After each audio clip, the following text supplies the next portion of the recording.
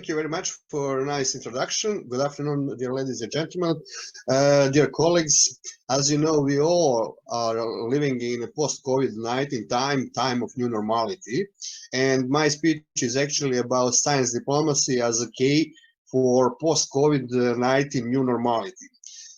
Science and diplomacy, just to remember, have interacted for decades and maybe centuries. And these two human areas may seem very distant and their reciprocal relationship very far. But we can affirm that these two sciences are interconnected and may promote or delay multilateral responses to the global challenges.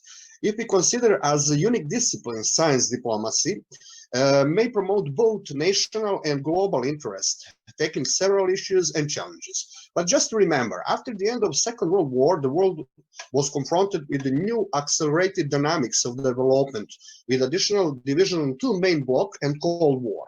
Such situation has required the development of a whole set of new approaches to solve a lot of political, social, military, and scientific matters. But in general, all ages in human history required some new approaches to solve accumulated antagonism or asymmetric relations, what we have very intensively present today worldwide. It happened after the end of Second World War, then after 1989 and fall of Berlin Wall, especially today, when we all live in a time of post-COVID-19 crisis which has changed all basic segments of our daily life. And this pandemic C-19 crisis actually asks us, should we completely restart daily life on the planet Earth from zero point of modern human philosophy of life, or just reconstruct present model? This pandemic of COVID-19 has put in front of us essential question of human existence. Will this pandemic be the last nail stick in arc of egoism, greed, autism of elites, and altogether run by four riders of apocalypse that will take us all directly to the abyss of total destruction on the earth? Or will this pandemic be the last wake-up call for all of us to change as humans for the real positive benefit of human society? The dynamic complexity and interdependence of numerous processes have simply forced human society to try to sublimate different field of human activity to outline the most adequate answers to the current dilemmas and problems. So, transformation in diplomatic theory and practice has started after Second World War, along with the development of classical diplomacy. They had started to develop the idea of the preventive diplomacy as informal all diplomacy of the second path, compared to the classical one. The basic concept of preventive diplomacy was promoted by the third UN Secretary General U Thant and developed in details by the UN Secretary General Boutros Ghali in his report Agenda for Peace. The general idea was to use informal relations between different individuals and groups of the people inside of one society and between different nations. It should work on two main aims: conflict prevention and the development of new visions, new ideas, and concepts for building bridges between us and others, where the others are intended here in the sense of national, religion, ethical, or political affiliation. And present situation is, I think, ideal for the preventive diplomacy to go on, that simply ordinary people connect worldwide stronger and not too much to expect and wait from the governments.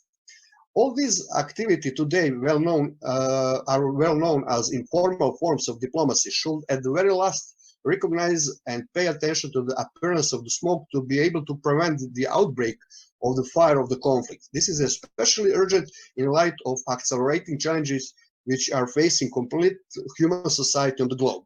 In my book titled Preventive Diplomacy, I pointed out that the mechanism on which preventive diplomacy is functioning is simple.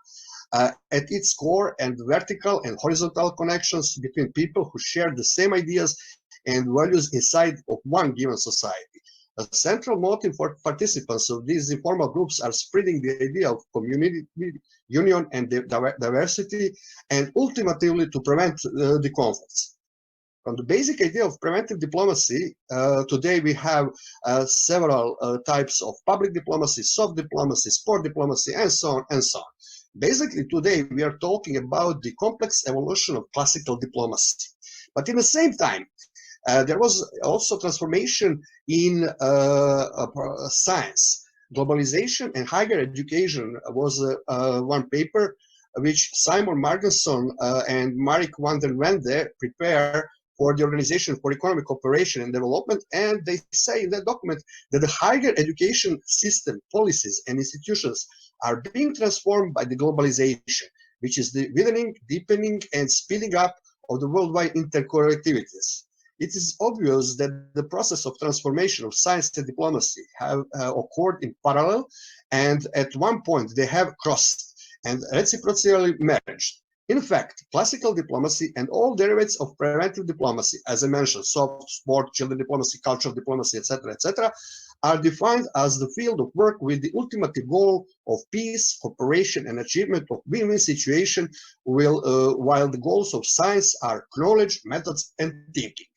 Today, in post-COVID-19 times, we have all these challenges in much higher and faster exposition, which require more input from the side of science and experts, because political leaders need to know how to handle present situation, which is full of fear and insecurity. This present situation is someone called new normality. In such new normality, one part of population is asking, do we need to restart the whole global economic and political system, or just delete it all and totally reinvent? Pandemic 19 could be challenges and good example of effective science diplomacy at work. The COVID-19 managed to completely paralyze business, political, and everyday life of planet Earth in just few days. C90 is like X-rays at high speed that has scanned the entire global village and show all its weakness. And the most important question that COVID-19 pandemic opened is the relationship and the real implementation of science in daily practice. How much state and business leaders are really listening advices and warnings of science in their daily operational decisions?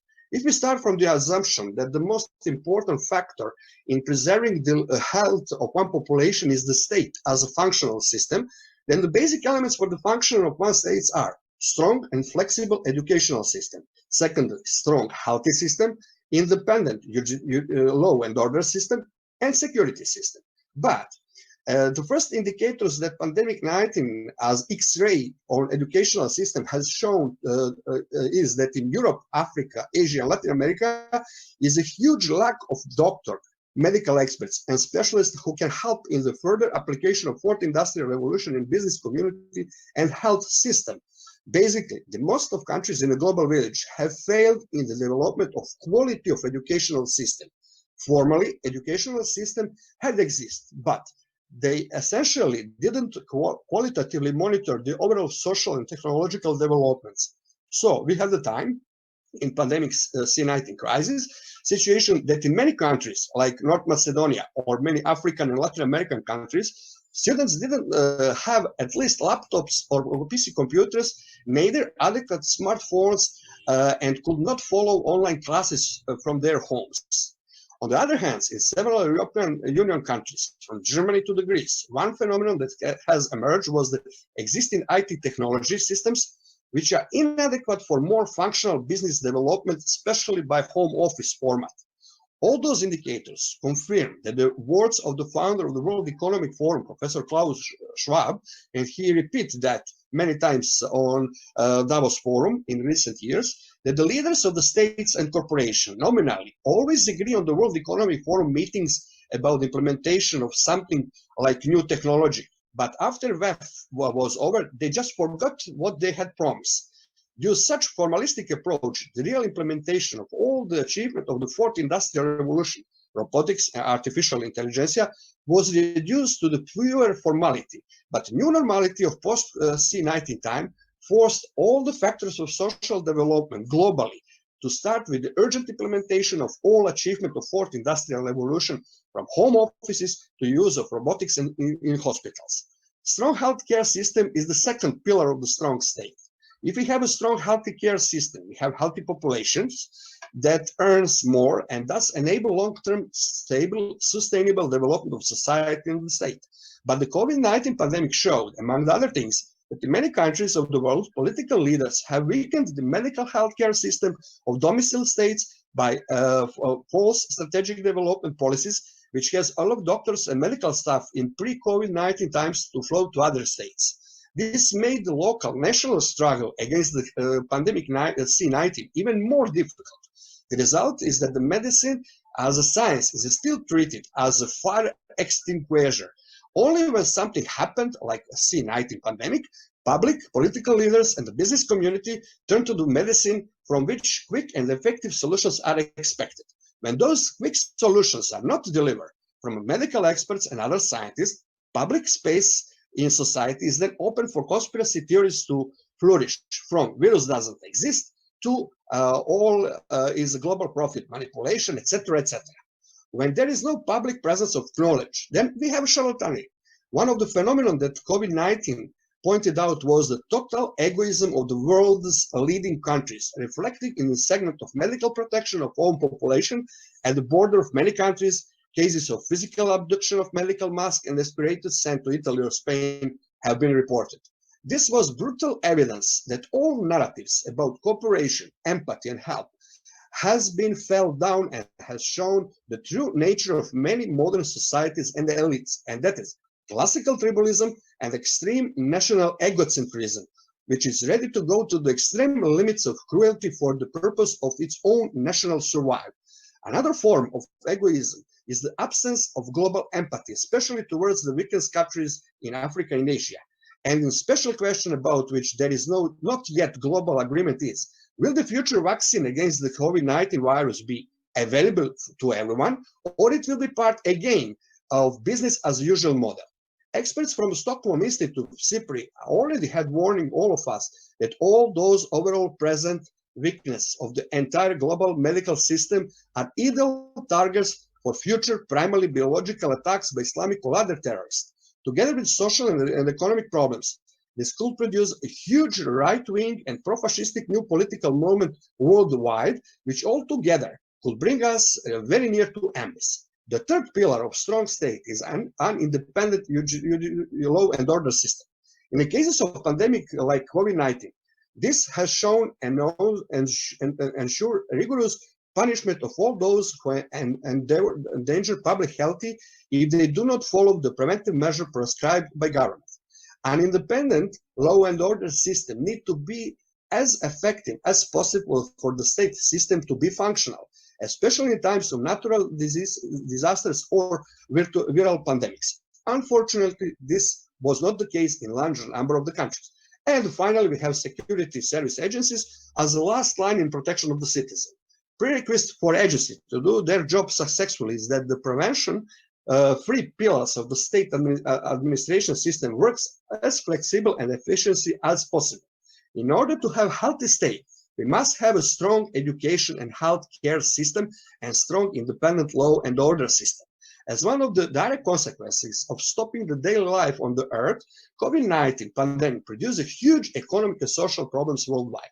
Governor of Bank of England, Mr. Andrew Bailey, told on BBC News on May 7, 2020, that we have not faced such a catastrophic economic and financial situation since 1706. And Henry Kissinger says in Wall Street Journal on 4th of April 2020 that the current economic crisis is more complex in its speed and global scale, unlike anything ever known in human history.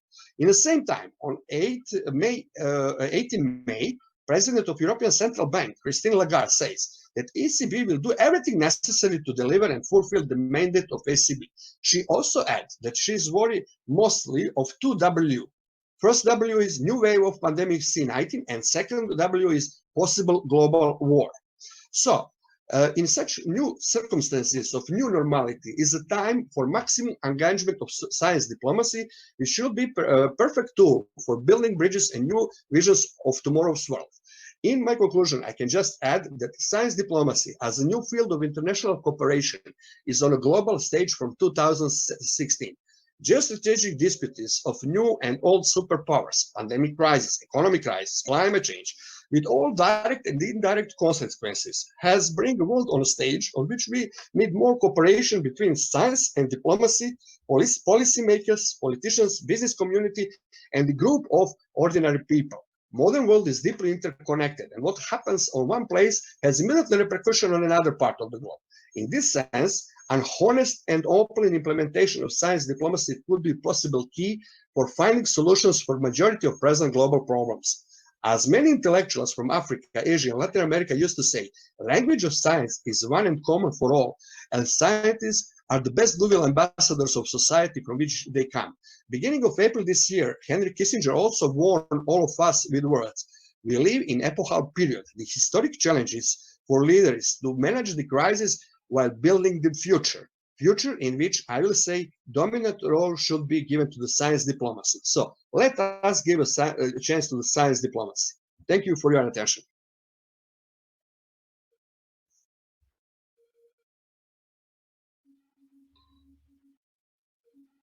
Okay, thank you. Thank you for the speech, Professor Zoran.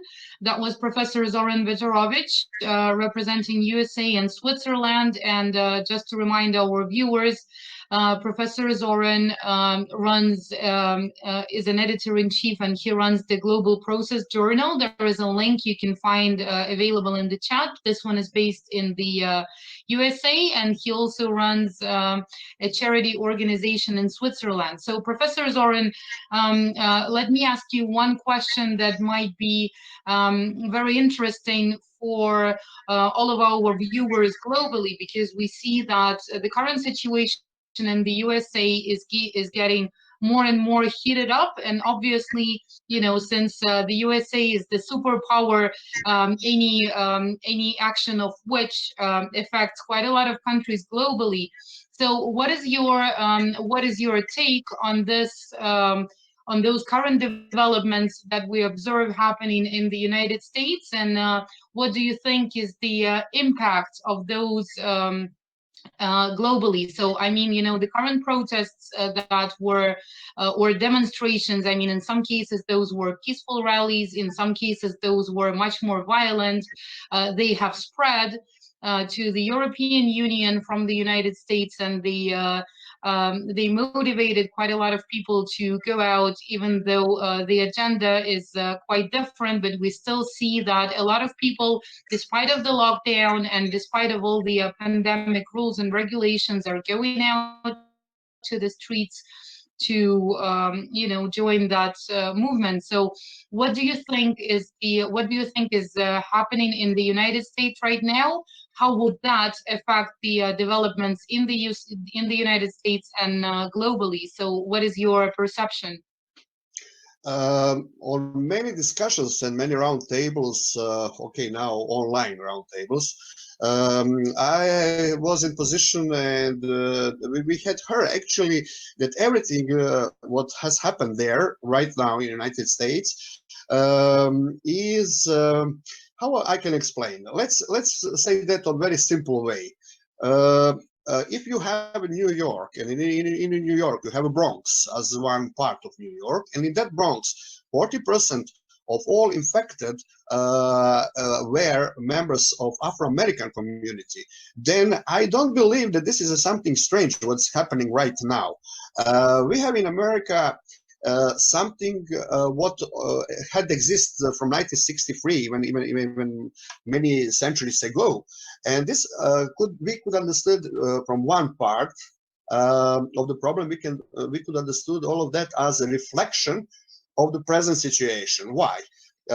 One professor from Maryland, who is also a member of one Afro-American organization who is fighting for equal rights of Afro-Americans and all others in the United States, he told us that actually C-19 pandemic in the United States could be trigger for the whole genocide of one part of Afro-American population. Why? Because economic and social circumstances in which they had lived even before C-19 was very bad, very low level jobs which they could exercise, etc. Many of them without social care, without social protection, etc. So I can understood all of that as a reflection of fear, of anger, of dissatisfaction with local community, and then it was enough, just one trigger, one case, like example that you kill someone on the street, directly or indirectly, directly before a few days, indirectly with this very famous case. I forget the name of the gentleman, I'm very sorry, who died after that in hospital. But the context is very important. And context is very simple. We have Donald Trump, who is trying to rebuild American economy. America first, to bring back from China and from other parts of the world, from India, China, and other countries, to bring companies back, etc. But on the other side, you'll have non-solved problems. And everything will happen in America, of course, will have a repercussion all over the world. Because we should never forget one simple thing, that America was the one who financially gave the huge amount of credits after Second World War to all countries in the world. So if you are giving the money to support someone, and then you have, like example, in some Balkan countries right now, former Yugoslav countries, where Americans had pumped billions and billions of dollars, and the result of that was zero, then we have what? We have serious problems. You have debt on one side to the United States, but on the other side, even Americans are changing now philosophy of treating the whole global world, because they must find a solution how to handle the multipolar world, which is slowly growing on. On the other side, don't forget that Deutsche Bundesbank, that Mercedes, and many other huge companies in Germany are actually with majority owners from United States. Is that BlackRock from Larry Fink or some other company? Doesn't matter. We don't have in European economy real European companies. Everything is multinational, etc. And you have another problem. Let's say about home office case, I talk about that. I'm sorry, my speech was a little bit longer, so I will just repeat. When they had to start in Europe to use model of home office, what was in many Swiss companies, even in Germany, in Italy, etc., owner of the companies had employed private detectives who actually followed the employees. Are they sitting in front of the computer at home, or they are using that for free time? What I'm trying to explain. Model of home office is well known in India, in China, in United States, not so much in Europe. In Europe is something else. So we are talking here about many different general concepts. And what is going on now? I think, don't forget, America is in substance one very pragmatic system. Pragmatic systems, okay, we have a problem. Let's find the solution for that problem on very pragmatic way. Okay. Now we have Donald Trump. After Donald Trump, we don't know who will come. But this will not change the substance of the problem. And again, I will just remember you now on what I already said in my speech. Even Christine Lagarde said that many times, and she was before that in International Monetary Fund. Now is president of European Central Bank. She also said, we really don't know what's going on, because this, what we have now in economy, we never saw before. And we don't have simulation models about that. So we need to understand, first of all, what's going on. Secondly, what could be the repercussions. And third, how to solve the problem. I think the same problem we have in the United States right now, because everything is good except that we don't have at all a state which is functioning somehow. You have two options, or you will have total chaos, or you will have a system which is working on. I think sooner or later in the States we will have some new qualities, because a very important momentum, which even Ashcroft, former Attorney General of the United States, says on one of last conferences was, he said that in the United States you have constitution. In that constitution, every single person is free person. So freedom, independence of one person. Those are now problems. When you don't have money to survive 1 month, as Natalie says before a few minutes, then you have another problem, how you can feel yourself free. And those problems are really triggers, which are somewhere on the side, and then is only the question, who will use such momentum for what? Very simple. Absolutely.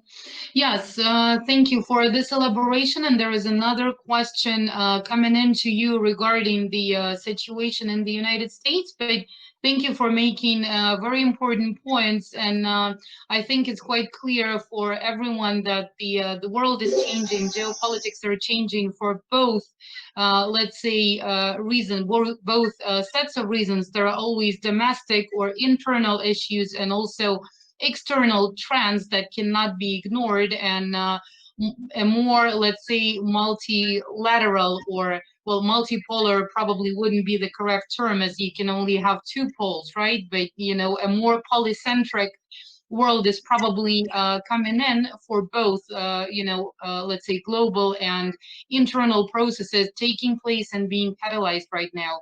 But here is another interesting question addressed to you in our Ask a Question box. And Hassan Hadi is asking you, Professor Zoran, if I may, the protection measures are seen by some as extraordinary and politically driven.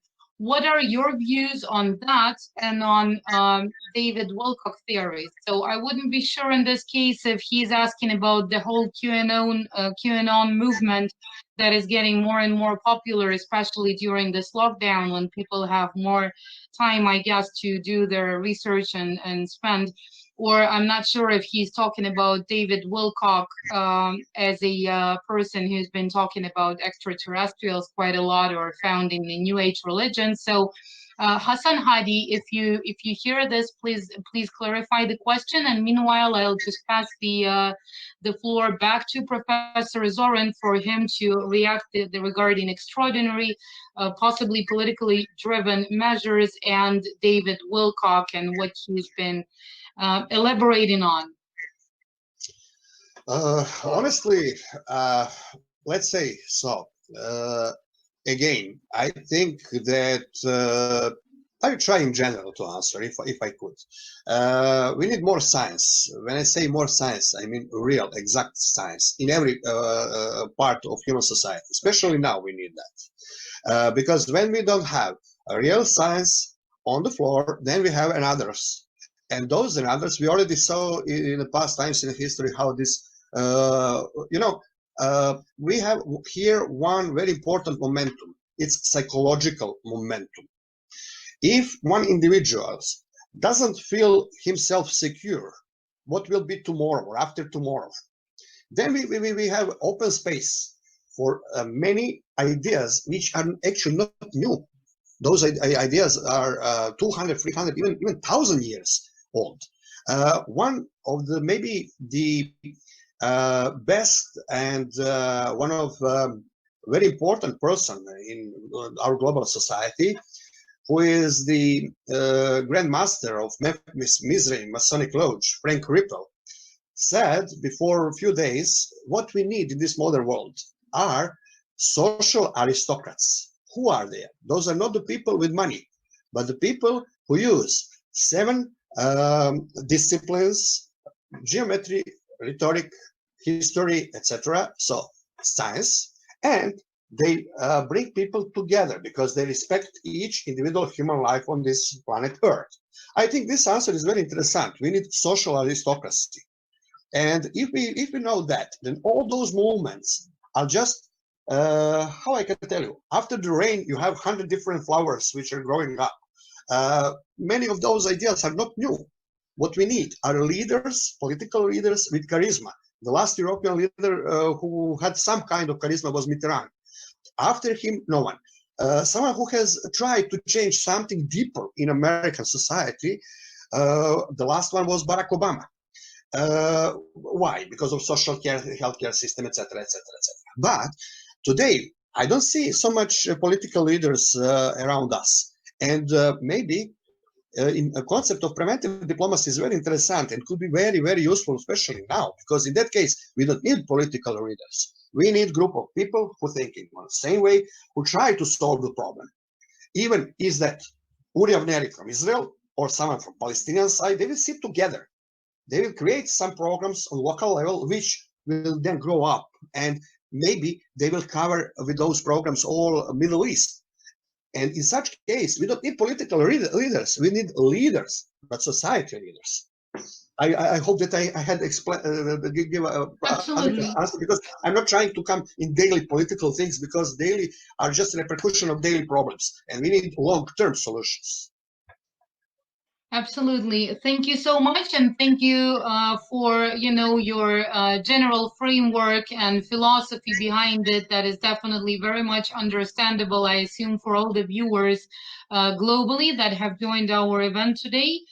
And going back to your speech, I would like just to highlight one of the I assume important points that you were making, that basically it's a lot of choices that we're facing right now, and on the one side of the scale we might have egoism and strict protectionism and all those other circumstances that might need for those foreriders of apocalypse to take force. And yet at the same time, on the other side of the scale, we might have this positive approach that can be labeled in different ways as meritocracy, as social aristocracy and everything else. But if we try to stick to science and science diplomacy and preventive diplomacy that allows us to have open and honest discussions, probably we can go out of this current pandemic crisis in a much better way, and hand in hand with each other, rather than